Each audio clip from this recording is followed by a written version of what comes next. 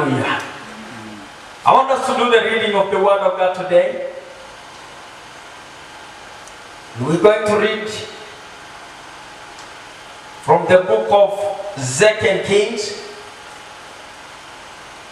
chapter number 2, beginning from now, verse number 9 to number 15. We read that the Bible says, verse 9, when they had crossed, Elijah said to Elisha, "Tell me, what can I do for you before I am taken from you?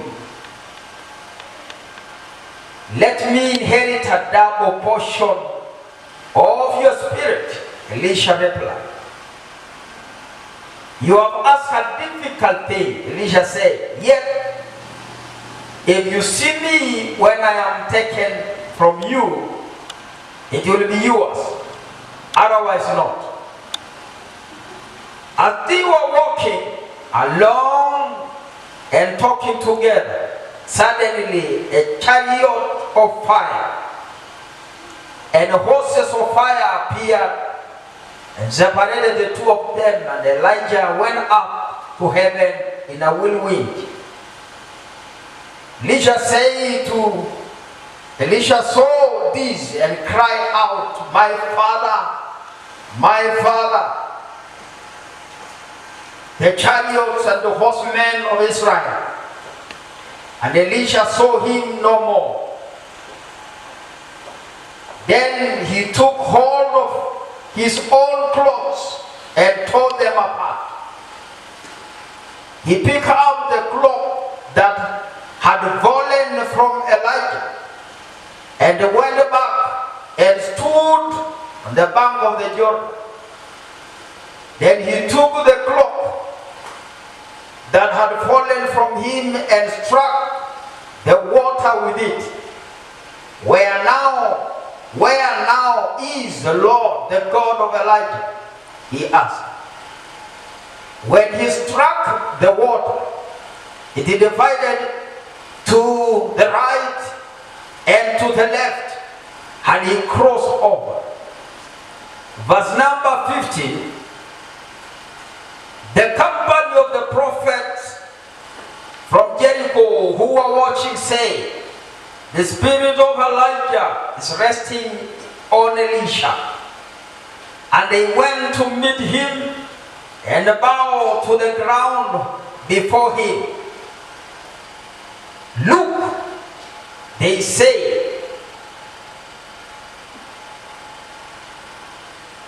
"we your servants are 50 able men. Let them go and look for your master.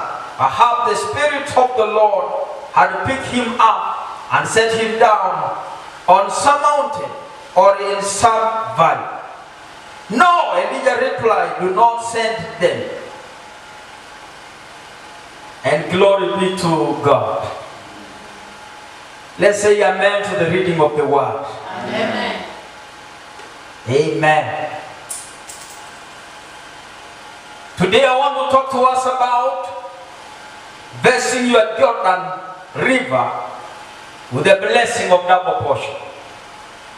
I want to repeat, talking to us about facing your Jordan River with the blessing of double portion. And the church say amen. Amen. Last Sunday we talked about turning to God at the lowest moment of our lives. And we realize there is only one way that God will still bless people, and that one way is turning to God. One of the people we saw last Sunday that they were in their lowest moment, one of them is Elisha. And we agree because his father was being taken away from him. And he was low in the spirit, and he made a prayer. His father was being taken away. At the lowest moment of losing a father, and authority over his life. Though he was low, but he is one of the people who turned to God and made a prayer. And we are saying last Sunday that the Lord bless him greatly with a blessing which we call double portion. And today I want to talk about by the blessings which are called double portions. You can be able to face every river, every mountain, every resistance that come upon your life. By the blessing of double portion, you are able to take victory over your enemy. And the church say amen. Amen. We are told that when his father was taken away by the wild wind and the horses, chariot of horses, and he was taken to heaven. Before this happened, they walked together.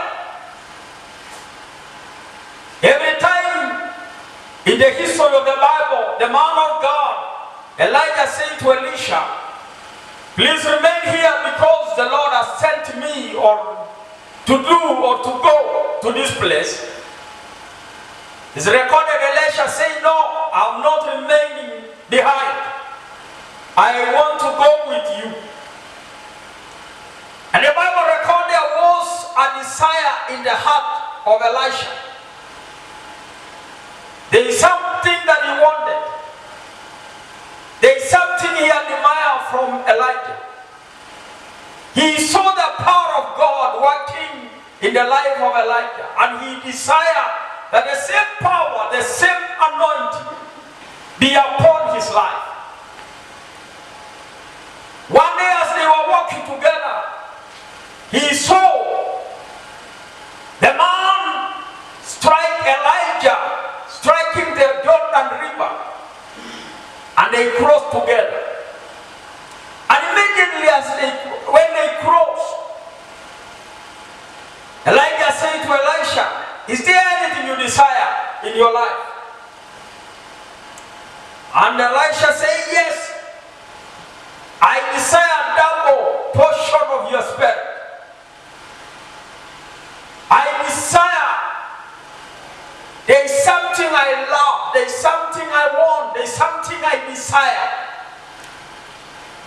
I pray today even in this service that the Lord will give you a heart to desire something from the Lord. Amen. And I promise you that none of us, when you have a good desire for God, none of us at one point will be rejected. The Lord who we serve is a God who rewards and grants to his people the desires of their hearts. The good desires shall be granted by God. And this year, the Lord put in our hearts and said, 2020 will be the year of double portion, double breakthrough. Because petition will be granted. Requests will be performed. I want to tell us, brethren, that before these blessings come upon Elijah, there was a desire. He also made a petition. He also put a request. And he said, give me a double portion of your spirit. And it was told to him, it is not easy, this is a hard thing, a difficult request. And I say this year 2020, we are going to raise difficult issues before God. We're going to raise petitions, matters that are not easy. These are the things the Lord put in our hearts in the beginning of this year. We did not know that as the Lord speaks to us, there is a great reason why this is going to happen at a time like this. And I come to tell us the reason today that there is a river which is called Jordan. There is a Jordan river that every one of us must cross. In the redemption process, in the ministry of deliverance and the victory of our people, there is a Jordan that each one of us must cross at one time in life. And so 2020, even as I speak to the church, I speak to the nation, there is a Jordan ahead of us for us to cross. I want to speak to the church that there is a Jordan river. It is not a small river. There is a great Jordan river that we, the church, must cross. This nation is facing a great river, which is called the river of Jordan. We are facing a very great river. We are facing floods. But I have a message for us today. And the church say amen. Amen. Even when the enemy comes like a flood, the Lord our God will raise the standard. I speak to the church, I speak to the nation. God will raise the standard for us so that we shall be able to cross over. As I move on in this message, church, in every deliverance, in every redemption process, when the children of Israel were to go to a promised land, at one point in their life they will come to a place called the Red Sea. And the Lord was to bless them with the blessing that will overcome, to enable them, to empower them to cross the Red Sea. And we read and we are able to hear. Hallelujah. The Lord is saying to them that time that this, glory be to God, the Red Sea will give way. The man of God Moses was told to strike and to move on, not to cry, because the Lord was going to empower him and be with him so that he cross over together with the nation, so that the nation will go to the place of their inheritance. And you agree with me, a great miracle happened in the hand of Moses, the servant of the Lord, so that the whole nation will go through. And the enemies that were fighting against that nation, the Lord promised, this enemy you see today, you will not see them, because the Lord will fight your battle and take over, so that you will have the victory. I feel in my spirit, as I speak to the church, the body of Christ in this nation, that this is the time the Lord is going to do to give the church a blessing which is called double portion. And that blessing will enable the church to go ahead of the nation at this difficult time, to go ahead of the nation and to strike the Jordan River, so that this nation will go to a place of their prosperity. When we talk about double portion or a portion, we mean a part of a whole, where we also mean the destiny, a person's destiny. A portion is a person's destiny. It is a lot, which is your right. It is something that is given to you to be your portion, so that by it takes you to your destiny. And the church say amen. Amen. It has become a blessing when you talk about double portion. Because of time, allow me to mention a few things. Double portion means somebody gets a gift twice as much as that given to others. What is double portion? It is getting a gift twice much as that given to others. And if you get it twice, then you'll be able to know you have been blessed, you have been favored. And I declare upon our life today, may you receive a double portion. Amen. May you be favored of the Lord. Amen. That you will be able to have twice much than the one given to other people. That is favor. And glory be to God. Amen. In the history of double portion, we read, number one, that there are people who were entitled to a double portion. In the history of the Bible, the book of Deuteronomy 21:17, they were special people. The Bible records and says to them, they must be given a double portion. Who are they? Deuteronomy 21:17. But he shall acknowledge the sons of their unloved wife as the firstborn by giving him a double portion of all that he has.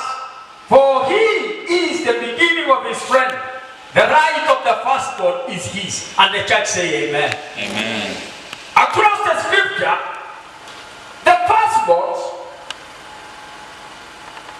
were to have a double portion. It was a commandment of God.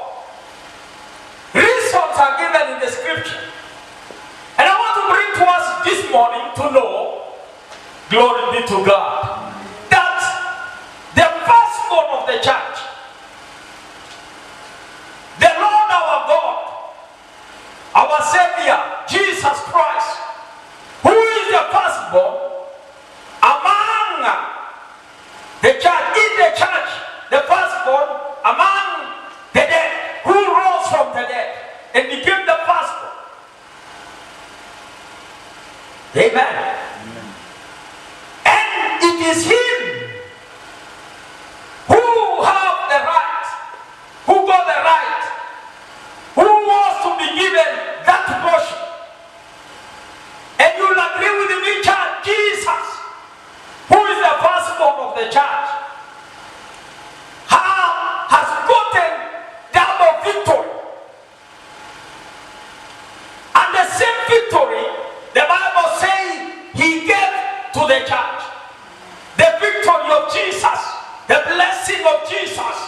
That is why he conquered, and the church is called more than conquerors, because he conquered the first one to conquer. And as we will conquer, we become more than conquerors, because the portion of the firstborn is given to us as a church. And glory be to God. So Jesus, and this is why we are talking about Elijah was the type of Jesus, and Elisha was the type of the church. And God blessed Elijah with great victories and blessings, but God blessed Elisha with a double portion. He was able, Elijah did in the record of the Bible 14 miracles, and Elisha did 28 miracles, because he received a double portion. He received a double portion. Listen to me, church. This year is the year of double portion. I say double breakthrough, double portion. And because of this, we shall be blessed until we come to a level Jesus said, those who believe in me, greater things they will do. This work I do, they will do. And more work, more greater work they will And the church say amen.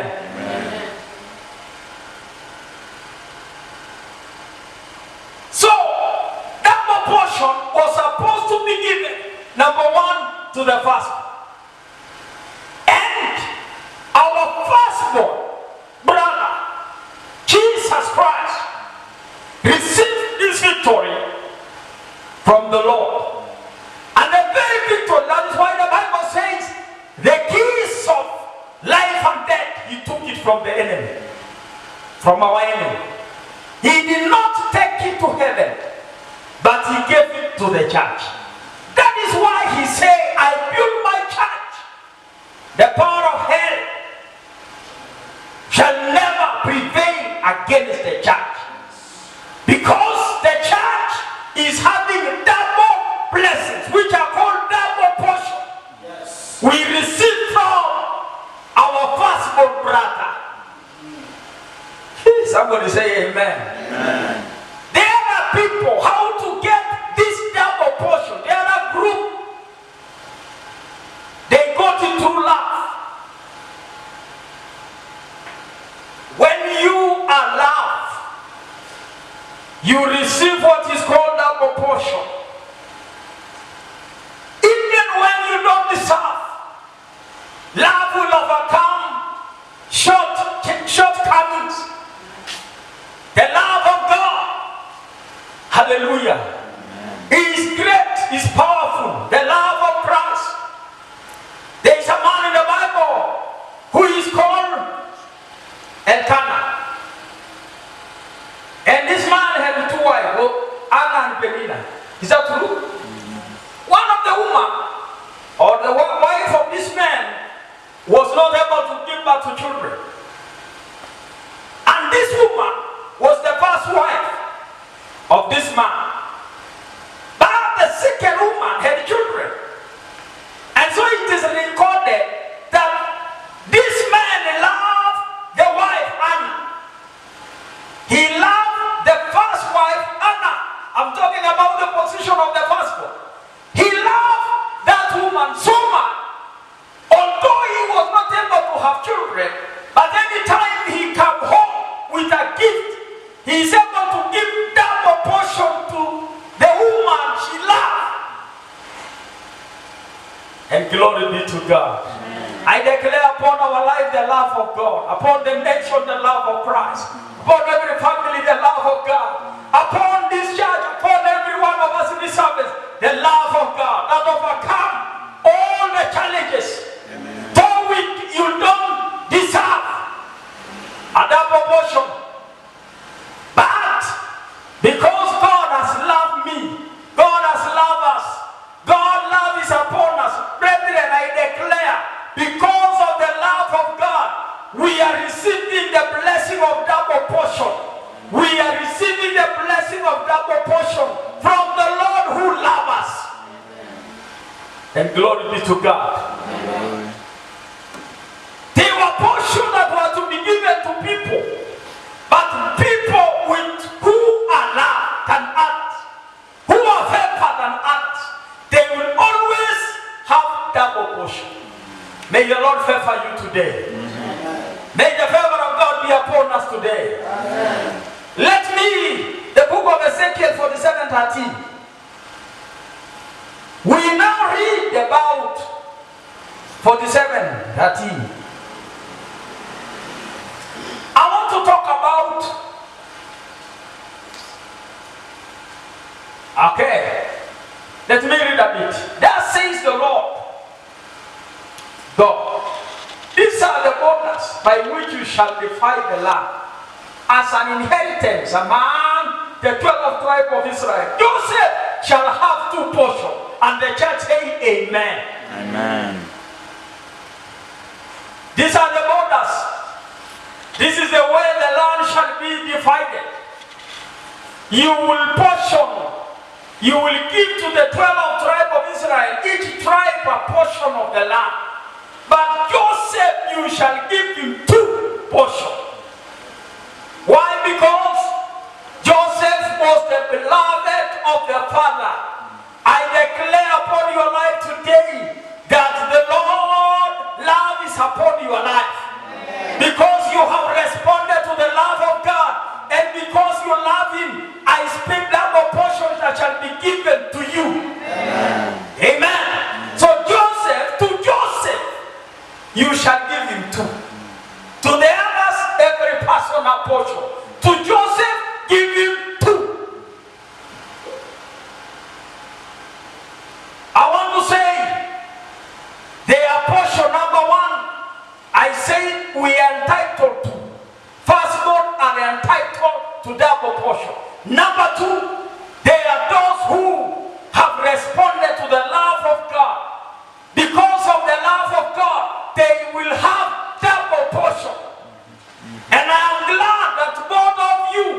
in this both area you qualify, because by the virtue of our Lord being the firstborn and the same position he handed over the church, you are the firstborn.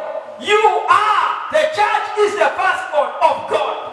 Amen. Glory be to God. Amen. And again, because you've responded to the love of God, you today is the love of God upon your life. By this now, you have a double portion. Amen. Now I want to finish by talking about double portion that comes through prayer. It also comes by those who will be able to ask. Give me the book of Job 42 verse 10. I want to finish. The book of Job 42:10. And the Lord restored Job's losses when he prayed for his friends. Indeed, the Lord gave Job twice as much as he had before. And the church say amen. Amen. Listen to this. Job, his life was restored. Number two,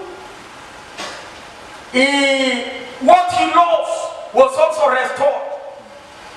Amen. Because he prayed to his friend. I want to let us know in this service that there is power in prayer that will also bring double portion. Are you following me in this service? Yeah. I say there are portions that you are entitled. There are portions that you receive because of favor, the love of God. And now there is another portion, another reason of double portion upon your life, which is called as a result of prayer. Job made a prayer. What he lost was restored.